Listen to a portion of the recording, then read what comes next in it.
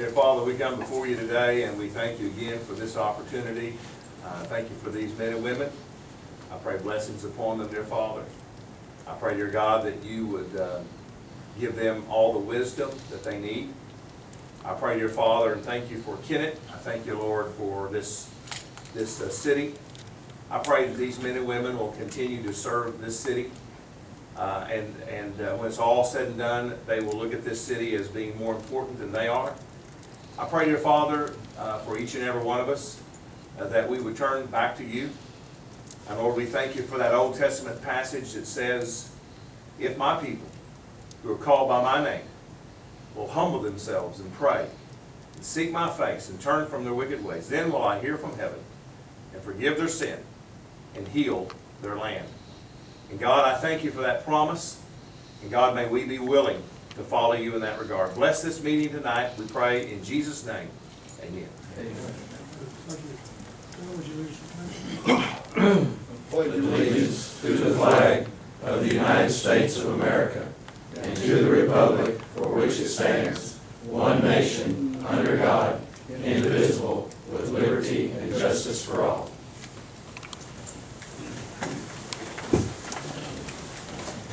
Probably obvious too, we do not have a forum tonight. We'll go through and discuss any items that need to be discussed. We cannot take any kind of vote or action other than that. Mr. Trowbridge, would you like to lead off? Yes, sir.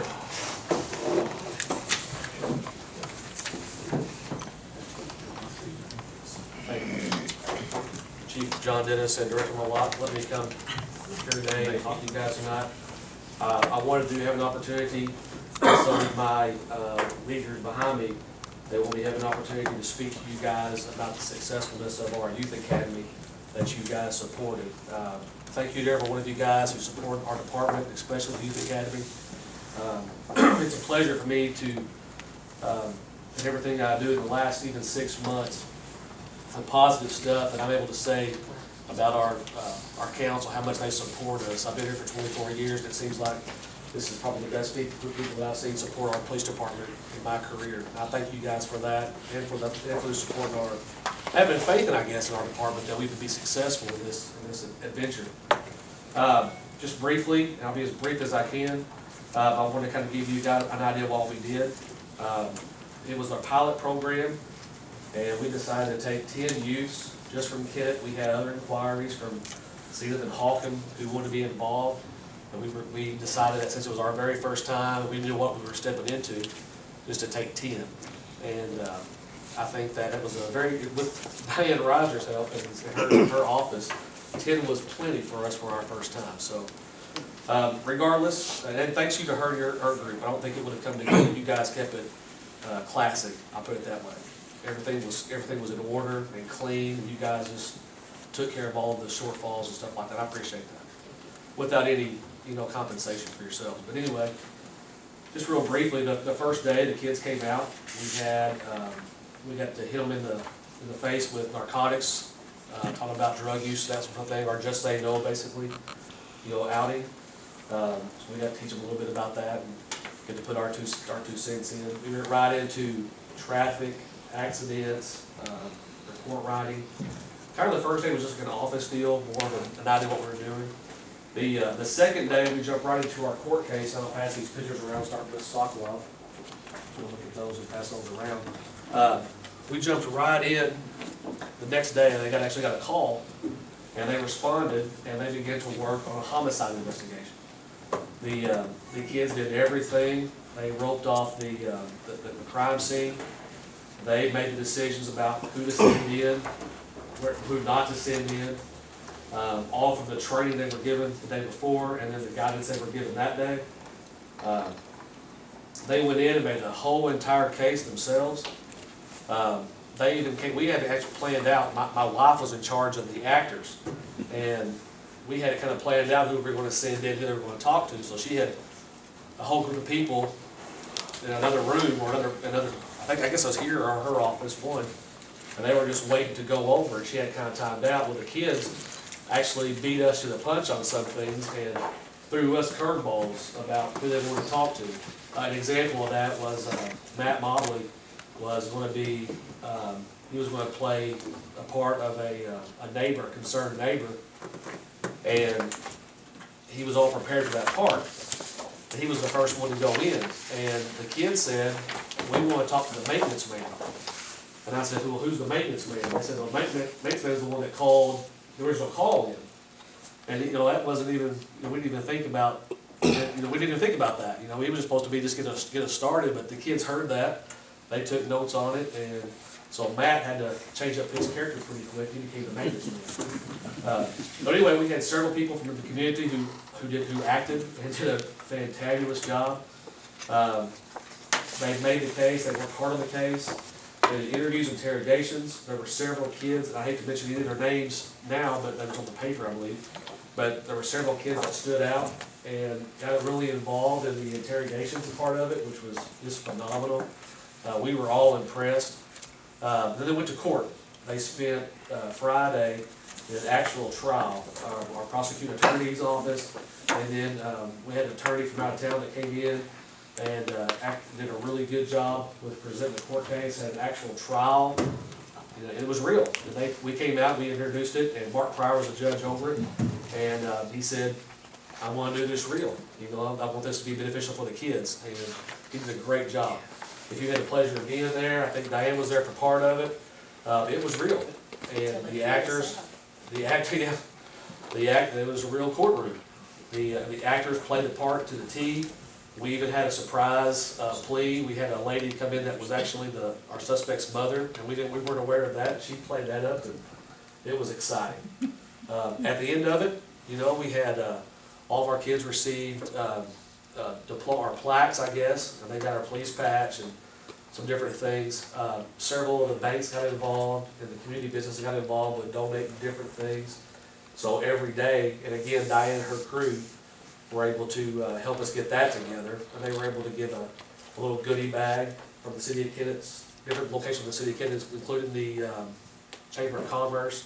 They were giving goodie bags every day, plus the lunches they provided. So it was a really good time and a good thing for our city.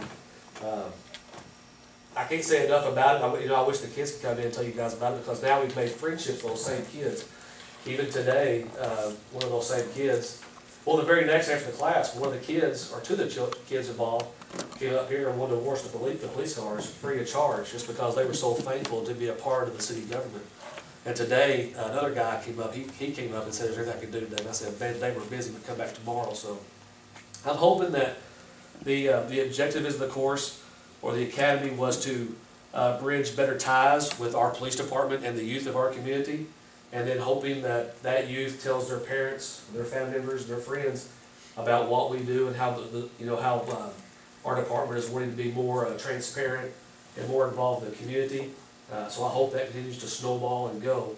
And so far, I've heard nothing but praise. So again, it would not have been as successful if you guys hadn't first given us permission to do it, and just have the trust in our department to be able to pull something like this off. So I can't thank you guys enough, and again, for your continued support. Anyway, does anybody have any questions or anything? Thank you. Yeah, glad Thank it you. went well. Good job. Glad it went well. All right, thank you guys very much. It's exciting. Oh, yeah, and I failed to mention Ryan Holder. Ryan Holder also donated his time too. He has the high school has a new program with the VOTEC department under the direction of Terry Bruce, and it's about law enforcement. And this was sort of a step, we used it to work hand in hand with the public schools as sort of a stepping stone for his school, or his class, as a junior and a senior in Kennett High School, at VOTEC. So we were very pleased to have him involved in that too. And I even hope, and we talked about it, we're hoping that, I think it's kind of made better ties with us and the Kennett Public Schools. And we've already started talking about next year, and also different things that we're going to do throughout the year, how we can involve our department with the youth and the high school and the VOTEC, stuff like that. So it's all about building best friendships and fellowships and stuff. So all in all, a good deal. Thank you guys very, very much. Appreciate it. Committee report, public safety, Well, we did have a meeting, so at least we did meet, but, since there's not a quorum here, I don't know, will we need to vote? I mean, mostly John will just report on it because he was recommending a promotion and advertising for, full-time firefighter and an administrative assistant, which obviously we recommend that he do. We want to hire 2 full-time police officers and a part-time police officer that they have ready. I think you have them ready to name, right? Do we have to? we can't vote on it tonight. vote. Table it to But, next week. but as far as advertising, Yeah. start advertising, do that. Do we have to vote on like promotions and stuff, or does he just, we put the money in the budget for promotional budget? You don't have to vote on promotions, We don't have to vote on it, but it would probably, He do?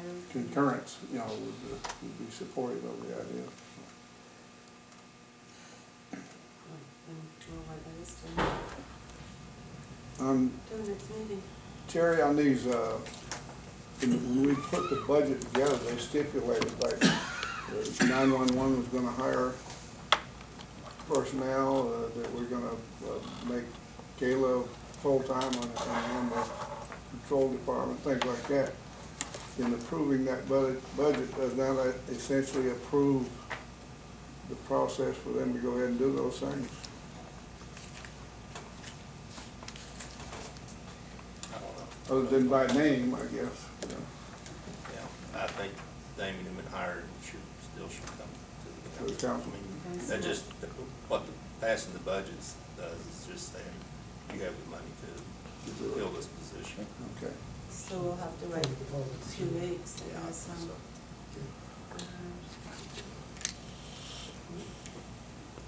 Wiped out most of your stuff. And I guess the one thing we did find out last night is Rick Grove's still in the hospital. Is he still in our town? Yes. He advised today, I was gonna kind of wait that if we went into a closed meeting, to give more information on it, but yes, he's waiting, official opinion from his doctor to see which route he should go.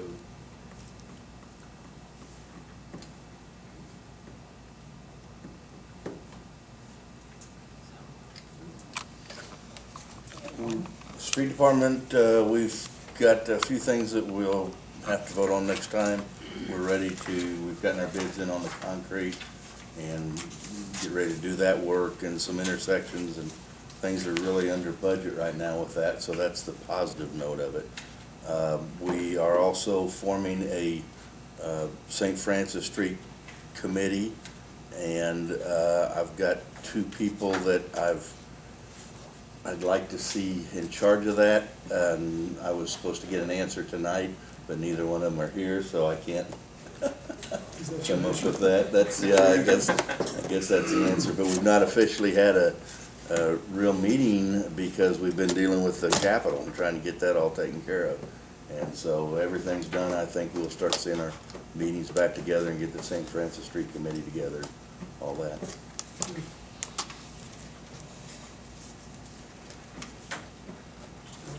Follow up on that, I mean, not on what his report was, but, you know, tonight on your way into the meeting is a good reminder of how ancient our storm drainage system is. You know, we feel like it's gonna work, but in sudden downpours or very heavy rains like that, it just takes it a while to handle it. You know, some of it's put in the late 20s and early 30s, and some of the latest stuff was put in the early 80s. The most recent stuff, and you know, we're closing in on 30, 35 years old on that. And there's been a lot of changes and additions to our impervious surfaces since then, and of course all the pipes have deteriorated some too. we know we've got our work cut out for us, and we still got a lot to do, but, this is just a good reminder of, a quarter of an inch here in 15, 20 minutes, kind of flooded a lot of our streets.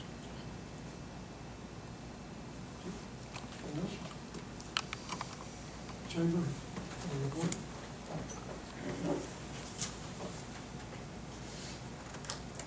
Since I reported to you last, the biggest event we had, of course, was the Ride the Fault Line Bicycle Tour on June 14th and 15th. I believe it turned out to be a very positive event for the Kennett to experience. In the past, the tour has bypassed Kennett and gone to neighboring small towns, leaving Kennett without that extra boost of economic income.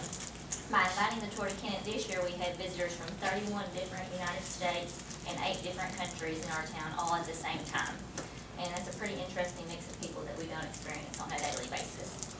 This is exactly the target we want to hit with our tourism and marketing efforts. Many of the riders stayed in our local hotels, which help refuel our tourism fund, and a lot of dollars were spent at local retailers and restaurants. I've been reaching out to those retailers and restaurants, trying to get their sales numbers back from that day and talk about their increases they had. Probably our town's largest retailer revealed to me their year-to-date sales increase for that Sunday alone was 15%. And in their service deli department was 20%. Many of our riders went there and had lunch that day. So the categories that that store experienced increases in were all categories that our riders would have shopped in, like summer apparel, air mattresses, because we were the first stop that day. We benefited from those sales. So a 15% increase in our largest retailer also represented a 15% increase in sales tax revenue. So I think that's a positive thing. I believe we made a really good impression with the directors of the tour. They think that our site was ideal for what they needed. I'm optimistic about them coming back again in the future. Also, we're starting to see a large volume of calls from out-of-state people looking for locally grown produce, especially watermelons and cantaloupes. I'm getting a lot of phone calls from Tennessee. I have chamber members and members of the community that have those melons and produce for sale. But I want to encourage other people that have those things to call me, get on my list so that I can let people know about them. Also, the other phone calls I'm receiving a large amount of, starting about 2 weeks ago, I started receiving 6 to 10 phone calls a day from out-of-state duck hunters, wanting to know where they can get lodging, where they can get guide services, pits, land to hunt in. So I think that's an interesting tourism factor that's kind of hard to track. So I have chamber members that do provide those services, but I also want to encourage people who have those things that I don't know about to call me and get on my list so that I can start promoting them as well, because those duck hunters bring a lot of extra income to our community. Next, I intended to talk to you about a grant that I've been working on through the Missouri Division of Tourism, but since we don't have a quorum today, I'll hold that off till next time. Thank you all. Thank you. Thank you. Thank you. I'm jumping back with John. Real quick, I sent an email out to the Public Safety Committee members and the mayor, and I've done this in the past when something of significant value occurs within the city so that they're informed. July 1st, we kicked off the budget, and you might know that was the night that somebody decided they was going to do a armed robbery that would create quite a bit of chaos within the city. However, those of you who got my email and a synopsis of it, it all starts with the caller reporting the crime. And that caller gave an excellent description of the vehicle that had been involved in the robbery. And with an officer being very observant coming into the call, observed that car on South Bypass, turned around and attempted to pull over, which began a chase that led into Blytheville, Arkansas. And Sergeant Caldwell, Philip Caldwell, was the lead pursuit vehicle with Captain Stewart assisting him and the Highway Patrol. And even the Highway Patrol officer called his supervisor to see if he needed to stop the pursuit, which they said no, because there was people shot and it was a fleeing felon, and the officers still pursued even though they were being shot at from the fleeing vehicle. Reports several different times along the way. I had heard the initial call when they called, sent first responders down there, and I kind of stopped by here first, knowing that they'd be busy down there to see how busy it was here. And at that time, another individual came up here to assist the dispatch, and they were quite busy. And I went on down to the scene after they hollered for a second ambulance, and I have to say the professionalism and the quick actions. Generally, everybody wants to get into the mix of, oh, there's chase, that's more exciting. But when you got there, there were 2 or 3 officers already controlling the scene. They were already starting to gather the people to get statements, even though there were some of the people were still upset and all that. And as time went on, additional officers came in to put a patrol group back on the street. And really, it's the way that law enforcement, I guess you might say textbook, should be working. Supervisor and one officer pursuing, the other officers go to the scene, secure the scene. When additional help's needed, officers come in and they're given an assignment to continue the patrol for additional calls, which there was a few other calls, and a few other things were occurring at the same time on the fringes of the city. So I say that because if you see the officers, I ask that you tell them thanks for their professionalism, thanks for their, I don't want to, but they're vigorously pursuing, even under fire, so to say. And all in all, the chase ended in Blytheville with the vehicle going off in the field. The driver was captured at the scene. With his information, a second perpetrator was picked up in Osceola, Arkansas, after he had used his cell phone to get somebody to pick him up and take him back home.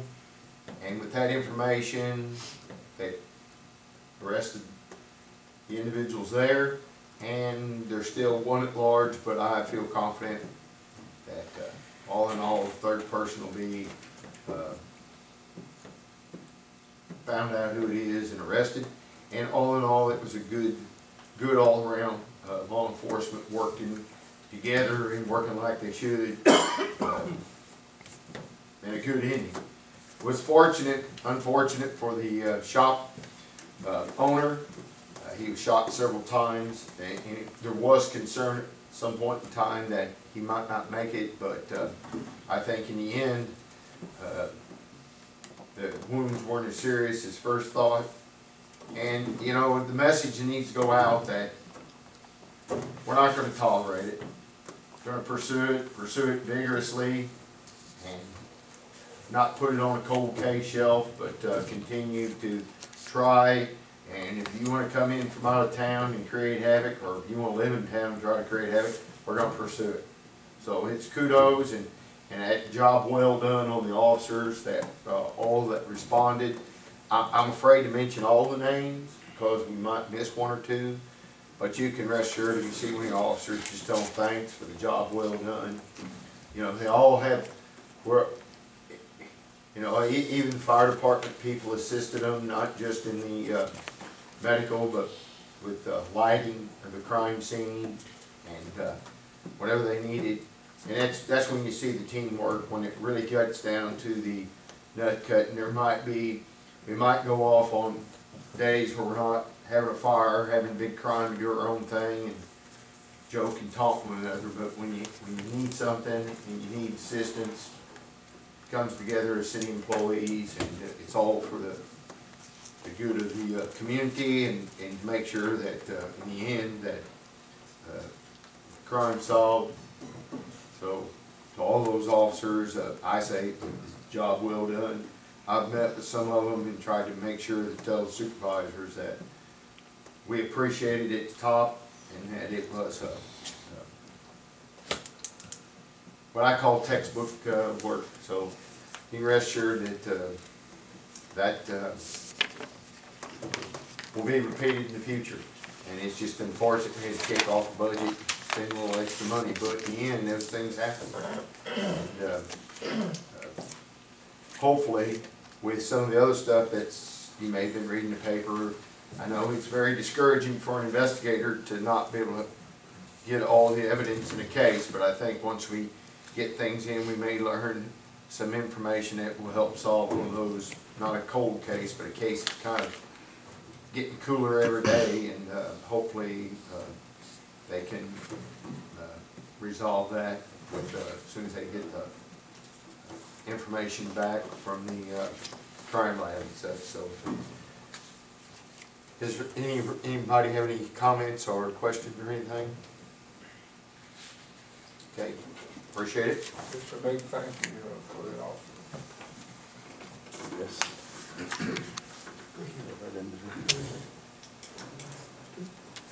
Going to old business, Roger, you want to expound or expand on those? Well, Mr. Carter has been very helpful, and we think we have enough dirt moved into the area, raising the elevation to above the floodplain or whatever, and I was unable to contact Mr.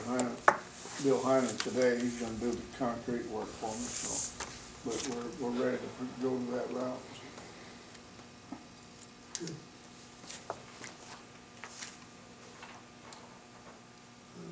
We can't approve the budget you want to talk about tonight, or just put it on hold for next time? Other than commend all the department heads and the councilmen that were here with the finance committee we spent had a long night going through all the capital improvement budget, and we got some good projects lined up, but we just will wait until, because it's gonna have to be approved by the council. Put it on the agenda for next meeting. Anyone have any new business they'd like to bring up tonight for discussion? Larry? Mayor, I was contacted by someone that lives over on Electric, the corner of Electric and Commercial. So they put in new pavement,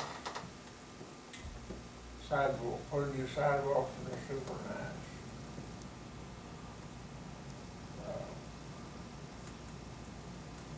But she said it hadn't been mowed in. Already been decided. Has it? Yes, sir. Okay. Already been decided. We've been on that. We know who the owner is, and should be taken care of. Also, across the street from 902,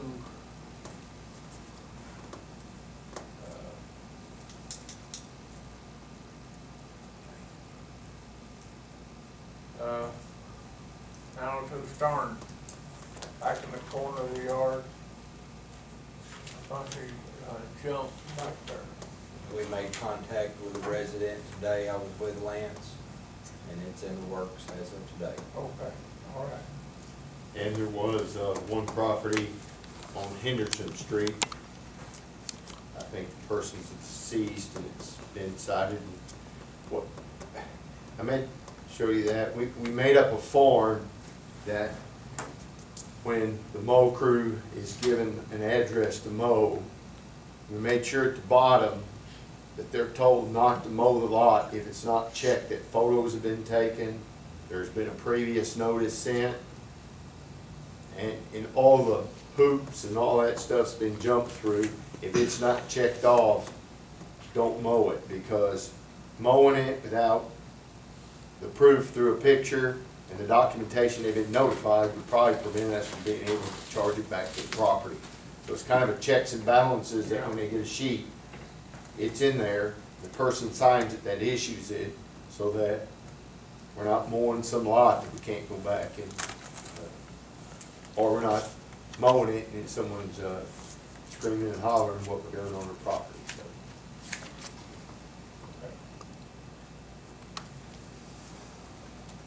Anything else? I had a call from one of the citizens out in Eastwood. Apparently been out of town for the 4th of July holiday, and they got back, and folks had used the street for blowing up watermelons, Debris from the fireworks were all over the little turnaround at the end of the street, plus the lawns.